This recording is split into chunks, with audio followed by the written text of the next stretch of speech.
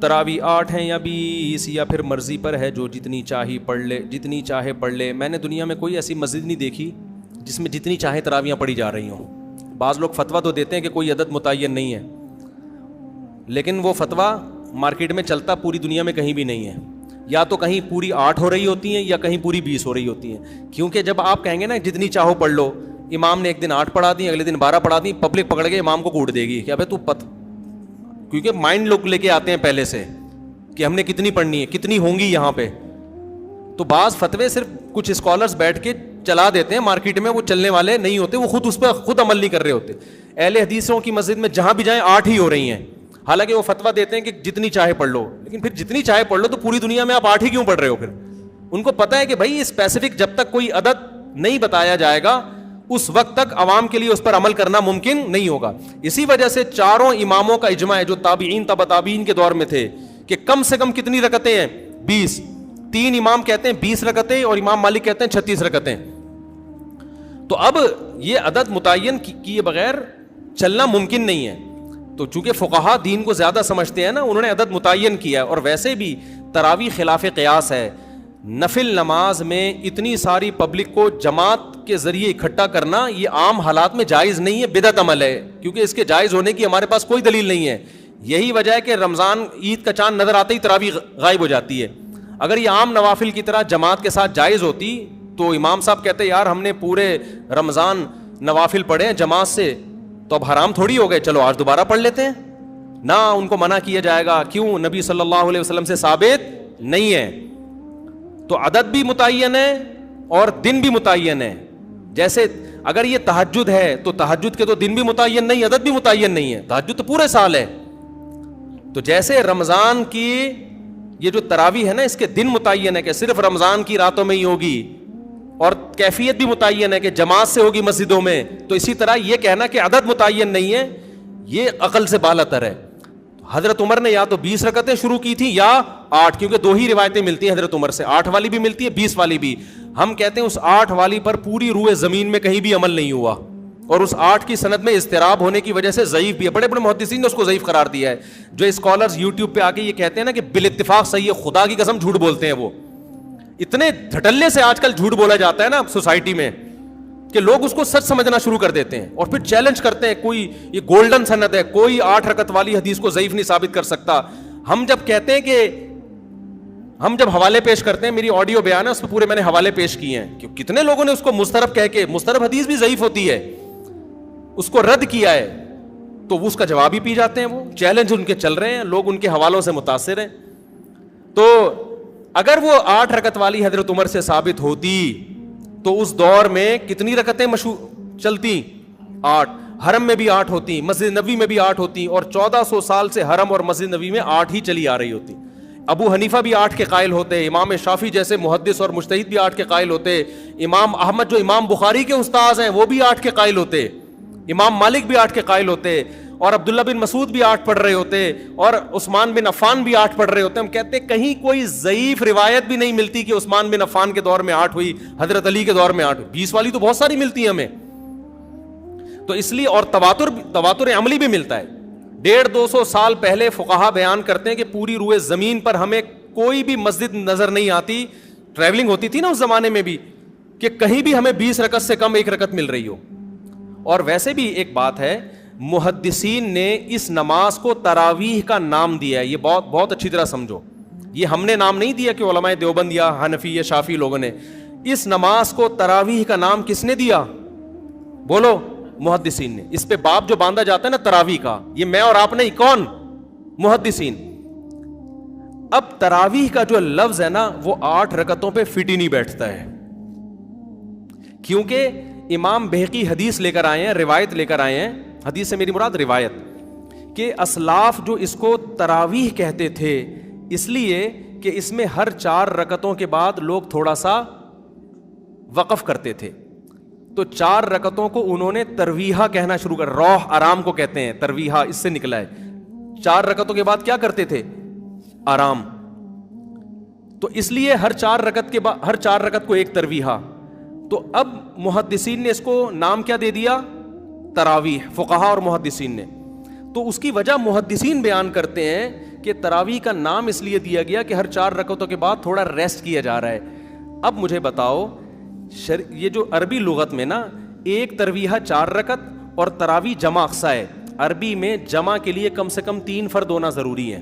جیسے رجل ایک آدمی, بھائی چل رہی ہے ریکارڈنگ, رجل ایک آدمی, رجلانی 2 آدمی, رجال 2 سے زیادہ.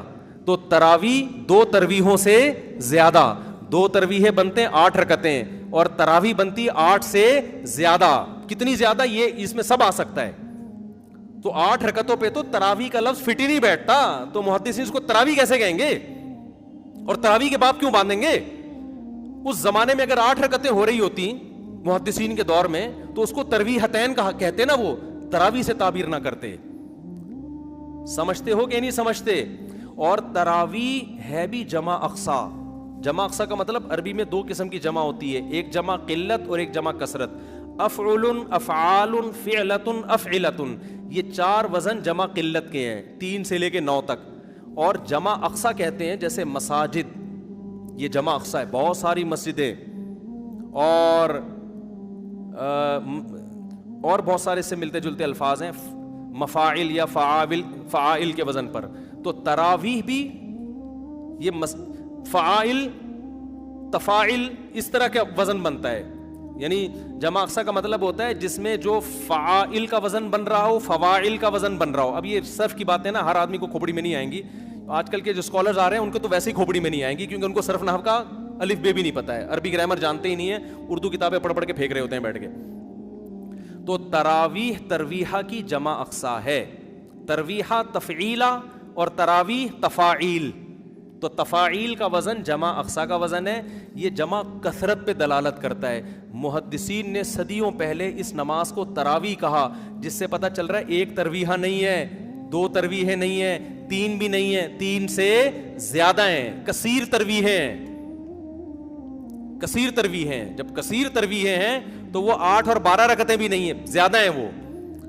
تو جو حضرات اپنی مسجدوں میں 8 رکعت تراویح پڑھتے ہیں تو بھائی آپ اس کو تراویح کی نماز ہی نہ بولو, ترویحتین بولو. اچھا انہوں نے بھی یہ کام کرنا شروع کر دیا, اب اس کو تراویح بولنا چھوڑ کے صلاۃ اللیل بولنا شروع کر دیا ہے کہ ہم صلاۃ اللیل بولیں گے, تراویح بولیں گے ہی نہیں اس کو.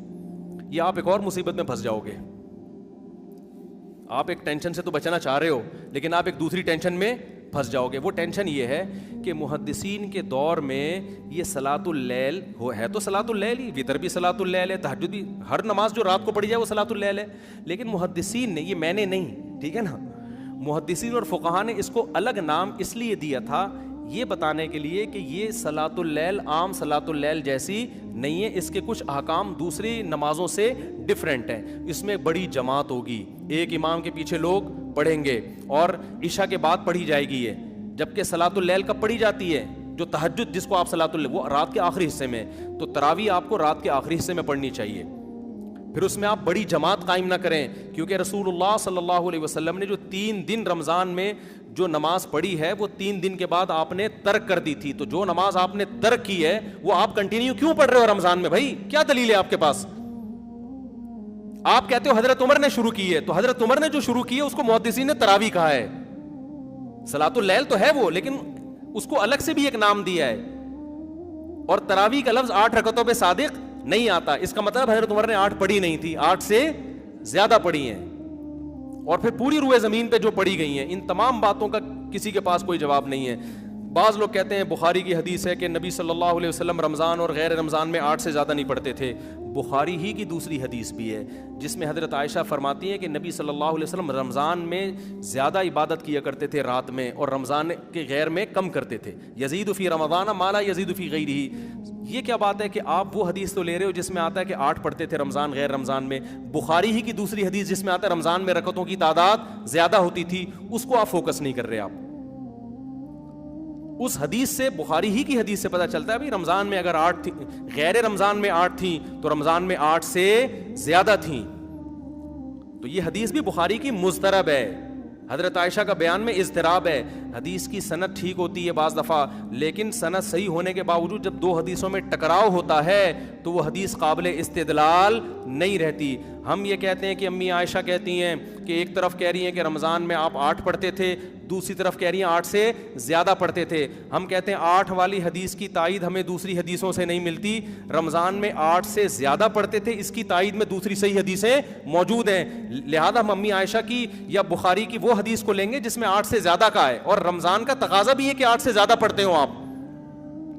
تو حرمین کا تواتر دیکھ لو صدیوں سے, پوری امت کا تواتر دیکھ لو, وہ سارا آپ نے ایک طرف رکھ دیا اور 8 کو پکڑ کے آپ بیٹھ گئے, جس پہ تراویح کا لفظ ہی فٹ نہیں بیٹھتا. اور آخری بات یہ, بعض لوگ کہتے ہیں امام احمد بن حنبل نے ترمذی میں نقل کیا ہے کہ تراویح کی کوئی تعداد متعین نہیں ہے. ترمذی میں امام احمد بن حنبل کا قول امام ترمذی نے نقل کیا ہے, لیکن یاد رکھو امام ترمذی کی جو اپنے شاگردوں کی کتابیں ہیں نا, جو فقہ میں ان کے شاگرد ہیں, اس میں امام احمد بن حنبل نے 20 رکعت کو ترجیح دی ہے. لہذا کوئی اس حوالے سے آپ کو دھوکہ نہ دے. ترمذی کا حوالہ پیش کیا جاتا ہے کہ امام احمد کہتے ہیں اس بارے میں کچھ بھی منقول نہیں ہے, کوئی یعنی مختلف تعداد منقول ہے. دوبارہ بتاتا ہوں, دیکھو امام ترمذی نے جب تراویح کے باب کے تحت احادیث ذکر کی ہے نا, تو اس کے نیچے امام احمد بن حنبل کا قول نقل کیا ہے کہ اس بارے میں یقینی طور پر کوئی عدد ثابت نہیں ہے, جو بھی تعداد منقول ہے ان میں سے کسی کو بھی اختیار کیا جا سکتا ہے. جبکہ میں کیا دعویٰ کر رہا ہوں, امام احمد بن حنبل کے نزدیک کتنی رکعتیں افضل ہیں؟ 20 رکعتیں. تو کوئی یہ حوالہ دے کے آپ کو کنفیوز کر سکتا ہے. تو خوب سمجھ لیں, جب کسی مجتہد سے 2 مختلف قول منقول ہوتے ہیں, ایک قول ان لوگوں سے جو فقہ میں ان کے شاگرد ہیں اور ایک قول جو حدیث میں شاگرد ہیں, تو مسائل میں اس قول کو ترجیح ہوتی ہے جو فقہ میں ان کے شاگرد, کیونکہ وہ قانون بیان کر رہے ہیں. امام احمد بن حنبل کی جو فقہ کی کتابیں ہیں جس میں امام احمد بن حنبل کا فتویٰ نقل کیا گیا ہے, جو ان کے جتنے شاگرد ہیں جس کو فقہ حنبلی کہا جاتا ہے, وہ سب اس پر متفق ہیں کہ امام احمد بن حنبل کے نزدیک کتنی رکعتیں ہیں؟ 20 رکعتیں ہیں. تو وہ زیادہ اس ترجیح ہے. دوسری بات یہ کہ امام ترمذی نے جو امام احمد بن حنبل کا قول نقل کیا کہ ان کی نظر میں کوئی تعداد متعین نہیں ہے, اس سے بھی 8 پھر بھی مراد نہیں ہے, کیونکہ امام ترمذی نے جو روایت پیش کی 16 رکعتوں والی, 20 رکعتوں والی اور 20 سے بھی زیادہ رکعتوں والی, تو وہ ان میں ترجیح دے رہے ہیں کہ یہ سب ثابت ہے. 8 کی امام ترمذی نے کوئی حدیث نقل کی نہیں ہے, تو 8 تو پھر بھی امام احمد بن حنبل کے 8 کا تو امام احمد بن حنبل تذکرہ ہی نہیں کر رہے ہیں. نہیں آ رہی بات میرا خیال ہے. تو یہ ایک خالصتاً علمی ٹاپک ہے. میرا اس پر ایک آڈیو بیان موجود ہے تراویح, پوری سندیں پڑھ کے میں نے اس کی تحقیق کی ہے. اور یہ بھی یاد رکھو, آج کل بعض اسکالرز گڑبڑ یہ کرتے ہیں, یہ بہت ہو رہا ہے یوٹیوب پہ, یہ منجن بہت بک رہا ہے.